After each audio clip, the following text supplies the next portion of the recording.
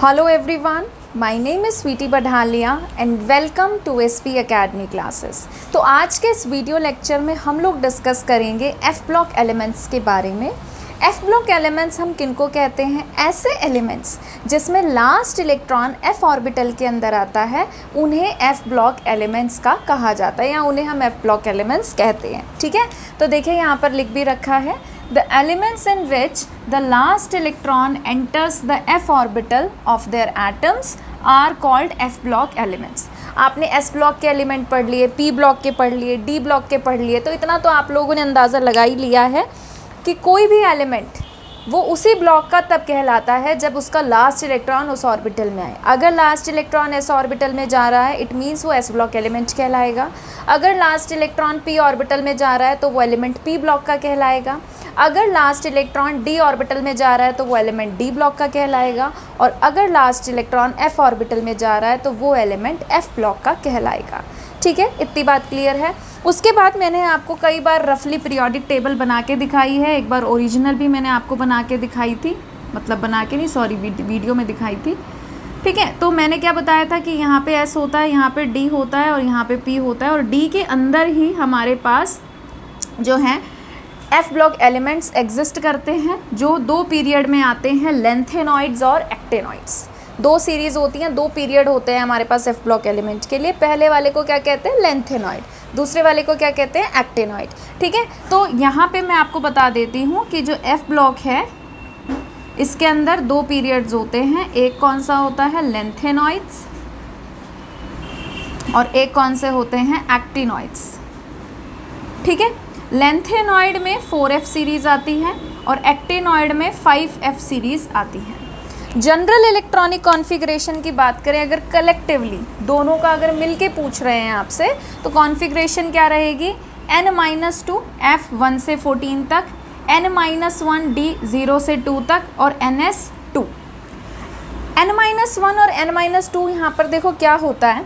मान लीजिए आपके पास है अगर 6s, अगर आपके पास जो s ऑर्बिटल है उसका प्रिंसिपल क्वांटम नंबर शेल जो है वो 6 है, तो d क्या रहेगा? उससे एक कम, यानी कि क्या रहेगा आपके पास? 5d।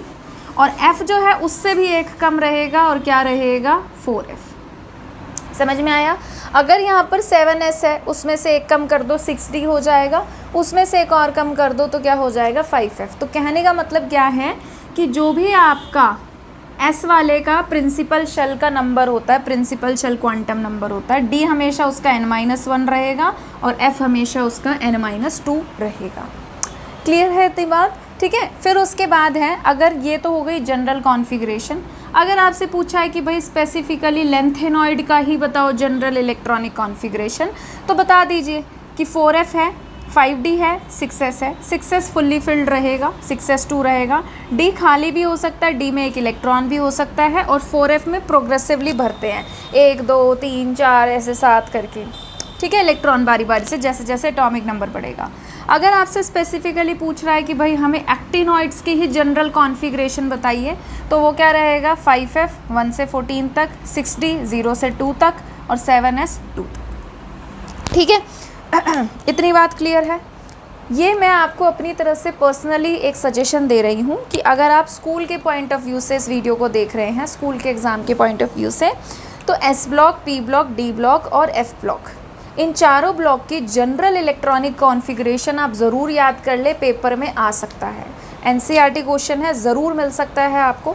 अगर आप कॉम्पिटिटिव एग्ज़ाम की तैयारी कर रहे हैं, नीट की तैयारी कर रहे हैं या आप JEE मेंस की तैयारी कर रहे हैं, तो यहाँ पे इनकी कॉन्फ़िगरेशन जो है उस पर सवाल पूछे जा सकते हैं।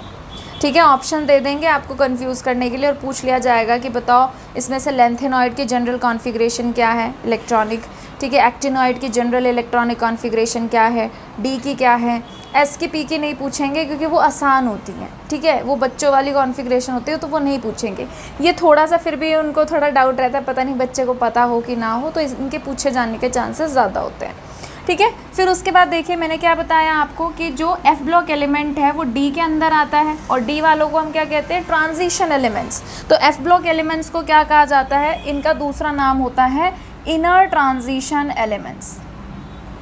दे are known as inner transition elements. ठीक है। अब देखिए 2 सीरीज है। लेंथेनॉइड की पहले बात करेंगे। लेंथेनॉइड सीरीज जो है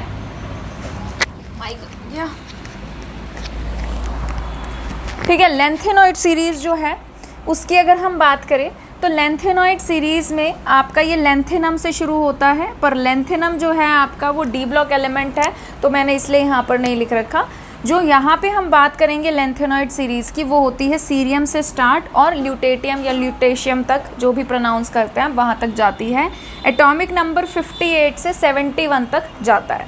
ठीक है, उसके बाद देखिए अगर एलिमेंट्स के आप नाम जानना चाहते हैं तो मैंने लिख रखा है। La का लेंथेनम है, Ce cerium, Pr praseodymium, Nd neodymium, Pm promethium, Sm samarium, Eu europium, gadolinium Gd, Tb terbium, Dy का क्या है डिस्प्रोसियम, ठीक है। Ho का क्या है holmium, Er erbium, Tm thulium, फिर उसके बाद Yb यट्रीबियम और Lu ल्यूटेटियम या ल्यूटेशियम। एक्चुअली में क्या था, पहले मैंने ये सीरीज़ ना लिखी नहीं थी, मतलब ये नहीं लिखा था मैंने, बस यहीं तक लिखा था। मुझे लगा था मैं बोल के बता दूंगी, फिर मुझे लगा कि ये थोड़े से एलिमेंट्स ऐसे हैं जिनके नाम आपने नहीं सुने होंगे और स्पेलिंग में मुझे लगा कि कुछ प्रॉब्लम आपको हो सकती है, तो आपकी कन्वीनियंस के लिए फिर मैंने लास्ट में लिख दिए कि मैंने कहा फिर दोबारा से सब मिटाना पड़ेगा, एक तो वैसे ही टाइम की कमी रहती है, ठीक है। तो मैंने नीचे लिख दिए। आई होप आप माइंड नहीं करेंगे, इस बात को मैनेज कर लेंगे, ठीक है। इस सीरीज़ को कैसे याद रख सकते हैं, बहुत आसान है। ट्रिक क्या है, पहले तो एटॉमिक नंबर याद रखना 58 से 71 तक होता है, याद रखना, प्लीज़ रिमेंबर इट, ठीक है। फिर उसके बाद क्या है, Ce सीमा, प्रीति, नंदी, प्रेम, समर की यूरोपियन गाड़ी में तबीयत ढीली हुई और तुम यहाँ लौट आए, ठीक है। तो आप ध्यान रखना इसको, क्या है Ce सीमा, Pr प्रीति, Nd नंदी, Pm प्रेम, Sm समर की, यूरोपियम EU, Gd गाड़ी में, Tb तबीयत ढीली, Dy, ठीक है, Ho हुई, Er और, तुम Tm, Yb यहाँ, Lu लौट और I एक्स्ट्रा लगा दिया, ठीक है। सीमा, प्रीति, नंदी, प्रेम, समर, ये जो हैं लोग हैं और ये यूरोपियन गाड़ी में है, इनकी तबीयत ख़राब हो गई है और आप किसी को कह रहे हो कि तुम यहाँ पर लौट आए। फिर उसके बाद क्या है, नेक्स्ट अगर हम बात करें तो ये एक्टिनॉइड सीरीज़ होती है, ठीक है। तो ये भी कहाँ से होता है, 90 से लेके आपका 103 तक जाता है। इन एलिमेंट्स के नाम क्या हैं, ये Ac के लिए एक्टिनियम लिखा है, फिर TH जो है थोरियम, फिर Pa का क्या है प्रोटैक्टिनियम, U यूरेनियम, ठीक है। यूरेनियम का आप याद रखें एटॉमिक नंबर 92 होता है, ठीक है। मास भी याद रखें इसका। फिर उसके बाद है अगर हम बात करें Np की, नेप्टूनियम, Np नेप्ट्यूनियम, Pu plutonium, Am अमर्शियम, Cm curium, Bk बर्कीलियम, Cf californium. फिर उसके बाद क्या है Es आइंस्टाइनियम, फिर है फर्मियम Fm, Md मेंडेलिवियम, NO जो है नोबेलियम और Lr जो है लॉरेंशियम। आप देख सकते हैं नीचे आपको जो है साइंटिस्ट के नाम देखने को मिल रहे हैं, आइंस्टाइन, ठीक है, फर्मी, मेंडलीव, लॉरेंस। ऊपर आप देख सकते हैं कुछ जगह आपको जगहों के नाम मिल रहे हैं, कुछ आपको जो है प्लैनेट्स के नाम मिल रहे हैं, ठीक है। तो आप थोड़ा सा बेसिक आइडिया ले सकते हैं। फिर उसके बाद देखिए इसको कैसे याद रखना है, आप चाहें तो AC के लिए ना याद कर सकते हैं 1, ठीक है, ताकि आपको ध्यान रहे। क्या है इसका, एक था पागल, या आप लिख सकते ऐसे भी याद कर सकते हैं, था पागल ऐसे करके, ठीक है। तो क्या है, एक था पागल उसने ना पा, ठीक है, नापा मीन्स मेजर किया।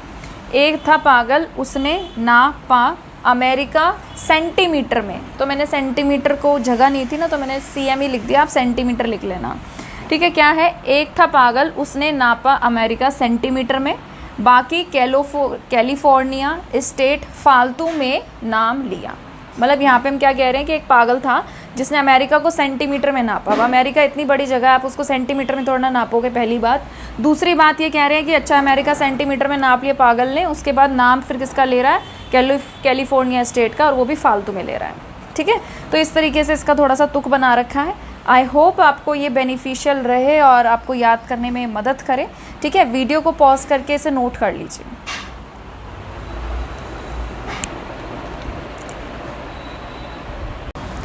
ठीक है, तो चलिए अब हम लोग आगे बढ़ते हैं। अब हम लोग डिस्कस करेंगे एफ ब्लॉक एलिमेंट्स के जनरल कैरेक्टरिस्टिक्स या फिर जनरल प्रॉपर्टीज़ के बारे में। तो सबसे पहले देखिए फर्स्ट प्रॉपर्टी क्या है, दे आर हैवी मेटल्स, बहुत ही ज़्यादा हैवी मेटल्स होते हैं। अब हैवी मेटल का मतलब ये नहीं है कि इतने हैवी है कि हम नहीं उठा पा रहे।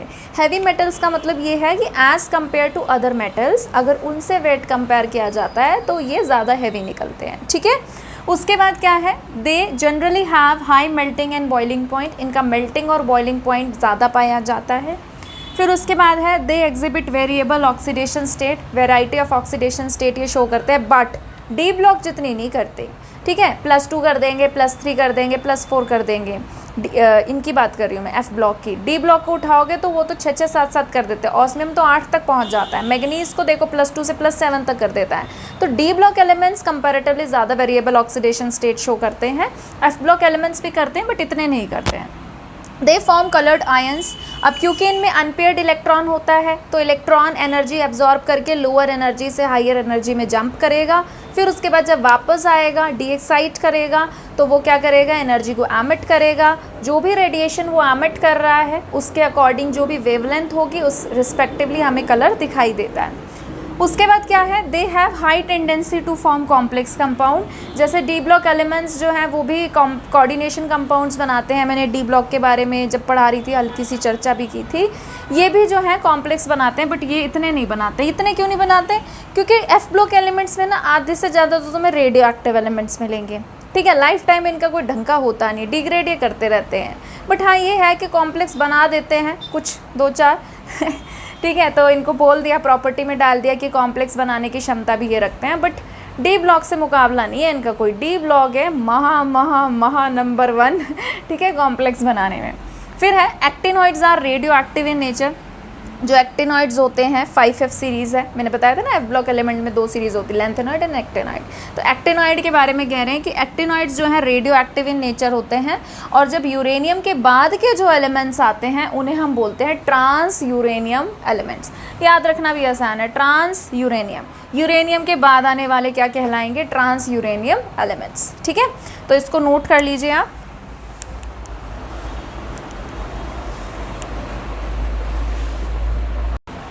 ठीक है, तो हम लोगों ने एलिमेंट्स का डिवीज़न ब्लॉक्स के हिसाब से पढ़ लिया है। आई होप आपको समझ में आया हो कि ये हमारी पीरियोडिक टेबल थी। ठीक है, जिस पीरियोडिक टेबल में हमने क्या चीज़ डिस्कस की थी कि यहाँ पे एक्सट्रीम लेफ़्ट में क्या होते हैं हमारे पास एस ब्लॉक एलिमेंट्स, फिर यहाँ पे हमारे पास होते हैं डी ब्लॉक एलिमेंट्स, उसके बाद एक्सट्रीम राइट में हमारे पास क्या होते हैं पी ब्लॉक एलिमेंट्स। ठीक है, डी के अंदर ही हमारे पास एफ आते हैं, बट क्योंकि हम नहीं चाहते कि पीरियोडिक टेबल हमारी डिस्टर्ब हो तो हम उसको नीचे 2 पीरियड में दिखा देते हैं, जिसमें 14 एलिमेंट ईच होते हैं हर पीरियड में। एक्टिनॉइड और लेंथेनॉइड के में 14 एलिमेंट्स होते हैं। तो देखिए अगर हम एलिमेंट की क्लासिफिकेशन करें 4 डिफरेंट कैटेगरीज में, तो सबसे पहले तो हमारी कौन सी आ गई, नोबल गैसेस, जो ग्रुप 18 होती है। ठीक है, ये क्या होते हैं, नोबल गैसेस। नोबल गैसेस में हमारे पास कौन कौन सी आ जाती है, जैसे हीलियम आ गई, ऊपर लिख देते हैं थोड़ा सा, जैसे हमारे पास हीलियम आ गई, ठीक है, नियॉन आ गया, आर्गन आ गया, क्रिप्टन आ गया, जिनॉन आ गया। ठीक है, इस तरीके से।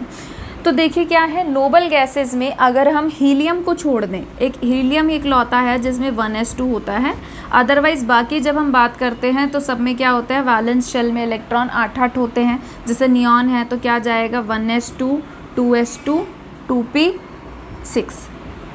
ठीक है, आर्गन 18 है, क्या जाएगा 1s2 2s2 2p6 3s2 3p6। ठीक है, तो इनमें क्या होते हैं ns2 और np6 आता है, बट एक बस हीलियम है जिसमें 1s2 आता है, अदरवाइज सब में क्या आएगा आपका ns2 np6 की कॉन्फ़िगरेशन आएगी। अब जैसे यहाँ 2s2 2p6 आ गया, इसमें 3s2 3p6 आ गया, नेक्स्ट में आ जाएगा 4s2 4p6 5s2 5p6, इस तरीके से ये चलता रहता है। फिर उसके बाद हमने नेक्स्ट क्या पढ़ा था, रिप्रेजेंटेटिव एलिमेंट्स। अच्छा, नोबल गैसेस का ये बात तो आपको पता ही है कि ये हाईली स्टेबल होते हैं, इनर्ट होते हैं, जल्दी से किसी के साथ रिएक्ट नहीं करते, इसलिए इसको अलग से पॉइंट बना के लिखा गया है। फिर रिप्रेजेंटेटिव एलिमेंट्स, मैंने आपको पहले भी बताया था कि एस ब्लॉक को और पी ब्लॉक एलिमेंट्स को कंबाइन करके हम क्या बोलते हैं, रिप्रेजेंटेटिव एलिमेंट्स। ये एस ब्लॉक के और ये पी ब्लॉक के, तो इनको एक साथ इकट्ठा कलेक्टिवली हम क्या कहते हैं, रिप्रेजेंटेटिव एलिमेंट्स। एस ब्लॉक में आपके सारे के सारे क्या होते हैं, एक्सट्रीमली मेटल्स होते हैं, और यहाँ पे आपके ज़्यादातर क्या पाए जाते हैं, नॉन मेटल्स। फिर आप नीचे आते हो तो आपको मेटेलॉइड्स देखने को मिलते हैं, और लास्ट में आपको इक्के दुक्के जो हैं वो मेटल्स देखने को मिलते हैं। डी ब्लॉक तो हमारा है ही ट्रांजिशन एलिमेंट्स या ट्रांजिशन मेटल्स हम इनको कहते हैं। तो एक तरीके से आप क्या देख सकते हो कि टेबल के जो लेफ़्ट पोर्शन है वो तो मेटल से क्या बोलते हैं, मतलब मेटल इसमें ज़्यादा पाया जा रहा है। ठीक है, मुझे शब्द नहीं मिला कि मतलब कहने का मतलब क्या है कि यहाँ पे मेजरली मेटल्स पाए जा रहे हैं, जबकि यहाँ पर आपको ज़्यादातर क्या पाए जाएंगे, एक्सट्रीम राइट में नॉन मेटल्स। ठीक है, फिर उसके बाद है ट्रांजिशन एलिमेंट्स होती है तीसरी कैटेगरी, जो डी ब्लॉक एलिमेंट्स की होती है। फिर फोर्थ होती है ट्रांजिशन एलिमेंट्स, जो हमारे क्या होते हैं, एफ ब्लॉक एलिमेंट्स, जिसमें लेंथेनॉइड और एक्टिनॉइड आता है, जिसे हम इनर ट्रांजिशन एलिमेंट्स भी कहते हैं। फिर एक और कैटेगरी भी है। अब एलिमेंट्स को अगर आप चाहें तो आप फर्दर कैटेगराइज कर सकते हैं, किसमें, मेटल्स में, नॉन मेटल्स में, ठीक है, और मेटेलॉइड्स में। मेटेलॉइड्स को हम सेमी मेटल्स के नाम से भी जानते हैं। These are also known as semi metals. ठीक है, हमारे जितने भी एलिमेंट्स हैं 118 एलिमेंट्स, उसमें 78% जो हैं वो आपके क्या हैं, मेटल्स ही हैं। मतलब ज़्यादातर आपके मेटल्स है। अब ऑब्वियस सी बात देखो ना, पूरा का पूरा एस ब्लॉक आ गया, डी ब्लॉक आ गया, तो इन्होंने ही पूरी पीरियोडिक टेबल में ग्रुप 1 से लेके 12 तक तो यही हो गए सारे के सारे। ठीक है, तो 78% जो है हमारे पास मेटल होते हैं। फिर पी ब्लॉक में देखो तो यहाँ पे भी नीचे आते आते मेटालिक नेचर जो है वो डेवलप होने लगता है एलिमेंट्स के अंदर। तो 78% आपके मेटल्स होते हैं। नॉन मेटल्स आपके जो बाकी के बचे हुए होते हैं वो होते हैं। ये आपको ध्यान रखना है, इस तरीके के सवाल पूछ लिए जाते हैं कि कोई मेटल का एग्जाम्पल दे दो जो रूम टेम्परेचर पर लिक्विड हो। तो रूम टेम्परेचर पर कौन है जो लिक्विड फॉर्म में एग्जिस्ट करता है, तो आप मरकरी का एग्जाम्पल दे सकते हैं। नॉन मेटल में आपसे पूछ सकते हैं कि कौन सा इकलौता ओनली नॉन मेटल है जो लिक्विड स्टेट में एग्जिस्ट करता है, तो आप उसका आंसर दे सकते हैं bromine. Bromine is the only single non metal which exist in liquid state. इकलौता नॉन मेटल है जो लिक्विड स्टेट में एग्जिस्ट करता है। तो यहाँ से इस तरीके के सवाल आ सकते हैं। मेटेलॉइड्स आपसे पूछा जा सकता है कि बताओ मेटेलॉइड्स क्या होते हैं, तो आप बोल सकते हैं कि जो दोनों की प्रॉपर्टी शो करें, जो दोनों की प्रॉपर्टी, बोथ प्रॉपर्टीज़ जो ये शो करते हैं, मेटल्स की भी और नॉन मेटल्स की भी। ठीक है, ये आपके पी ब्लॉक के अंदर आपको देखने को मिल जाते हैं, जैसे कि सिलिकॉन हो गया, जर्मेनियम हो गया, ठीक है, आर्सेनिक हो गया, एंटीमनी हो गया, एंटीमनी हो गया। एंटीमनी का सिंबल क्या होता है, SV। मेरे चैनल का नाम भी क्या है, SV। मेरा नाम भी क्या है, स्वीटी बढ़ालिया, SV। ठीक है, देख रहे हो, पीरियोडिक टेबल के अंदर भी हूँ मैं। हाँ जी, ठीक है। तो आई थिंक आपको एक बेसिक आइडिया लग गया होगा कि किस तरीके से हमने एलिमेंट्स का डिस्ट्रीब्यूशन कर रखा है एक पीरियोडिक टेबल के अंदर, और आई होप आपको ये जर्नी काफ़ी अच्छी लगी होगी एलिमेंट्स के डिवीजन से रिलेटेड। तो एक तरीके से हमने चैप्टर का हाफ पोर्शन जो है वो ख़त्म कर लिया।